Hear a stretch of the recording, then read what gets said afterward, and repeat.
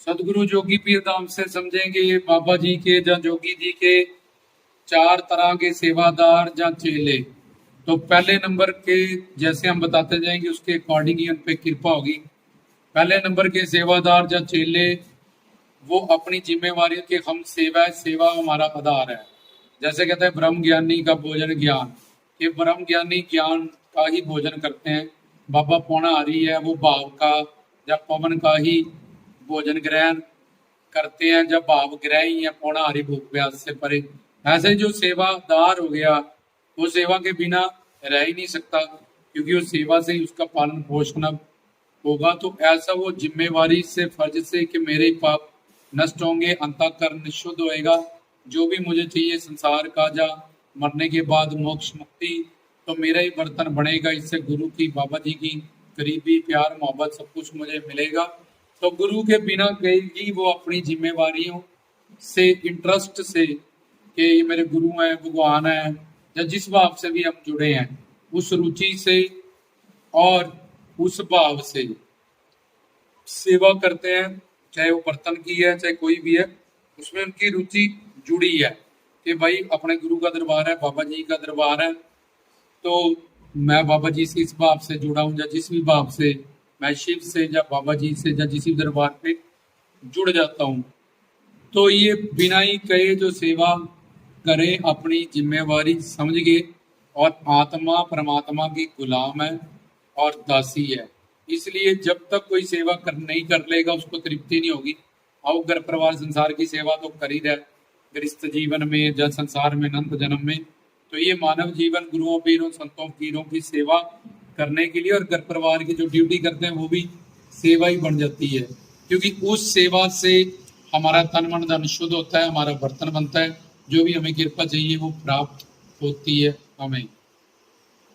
तो बिना ही के सेवा करे अपनी जिम्मेवारी से। एक नंबर सेवादार गुरु के कहने पे जो ड्यूटी लगा दी जहाँ पे वो अपना फर्ज समझ के कि गुरु का वचन या बोल या वाक्य या हुक्म भगवान से भी बड़ा है, मेरी यहाँ पे ड्यूटी लगी है, तो मैं पूरे इंटरेस्ट और रुचि से इसको भगवान का हुक्म मान के, और किस्मत वाला हूँ इतनी पूरे ऑल ओवर वर्ल्ड मेरे को चुना गया जुतियों पे बर्तनों के लिए, यहाँ खड़े होने के लिए एक वर्दी दे के एक आई कार्ड दे के, या ऐसे ही जो भी सेवा कर रहा है कि ओवरऑल सारी सृष्टि जिनकी सेवा चाहती है उन्होंने मुझे सेवा दी, मुझे सिलेक्ट किया हजारों लाखों करोड़ों में से जिनकी चरण धूल भगवान जाता है गुरु संतों फकीरों की, उन्होंने मुझे सेवा की। ऐसा खुशकिस्मत उनके भी बोर जाए चाहे कोई भी सेवा उसको मिले, कोई सेवा छोटी बड़ी नहीं होती, सबका एक ज्यादा फल होता है। लेकिन नीचो ऊंच अगर हम बर्तनों की जुतियों की ये सेवा करते हैं इसमें ज्यादा अंतःकरण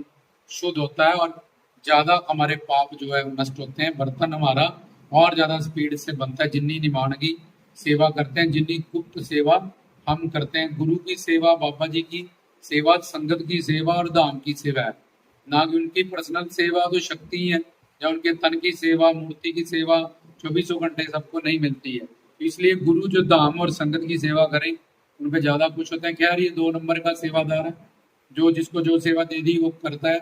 तीसरा नंबर का सेवादार वो भी सेवा करता है जो उसको बोला जाए, लेकिन मन से नहीं करता, इंटरेस्ट से नहीं करता, रुचि नहीं है उसकी उसमें, भाव नहीं है उसका, वो घर परिवार संसार में घूम रहा है, उसको ऐसा लगता है मैं थोड़ी देर के लिए गया था मुझे फंस गया, जब मुझे इस सेवा पे लगा दिया और मैंने तो घर वापिस जाना था जब मुझे पक्की ड्यूटी दे दी।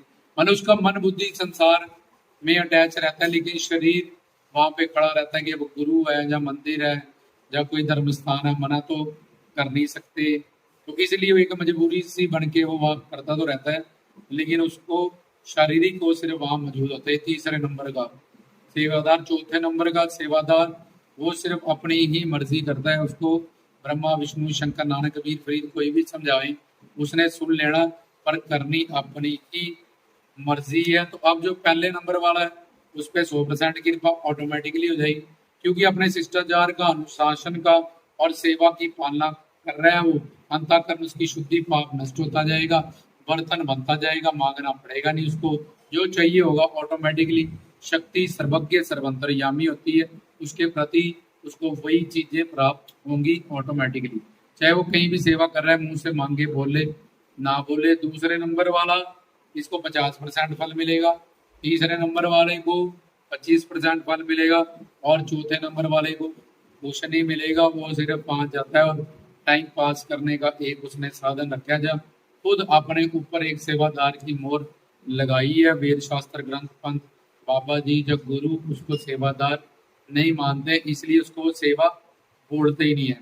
अगर बोलेंगे भी उनको पता है कि इसने करनी तो है नहीं, इसलिए वो उसको, अगर वो बैठा भी होगा दिखेगा भी, उसको कभी कोई सेवा वो बोलते ही नहीं है। क्योंकि वो, उनको ज्ञान होता है कि ये सेवादार अपनी नज़र से है, धर्म से नहीं है, शास्त्र से नहीं है, गद्दी से नहीं है। इसलिए हमेशा वो उन तीनों सेवादारों में ही सेवा बांटते रहते हैं, क्योंकि उसने कोई फल तो लेना नहीं है। और तीसरे नंबर वाला धीरे धीरे अपने नंबरों में अपने प्रोग्रेस करनी होती है। पहले नंबर पे धीरे धीरे जाना है, ताकि पूर्ण कृपा गुरु और बाबा जी की हम पे हो जाए।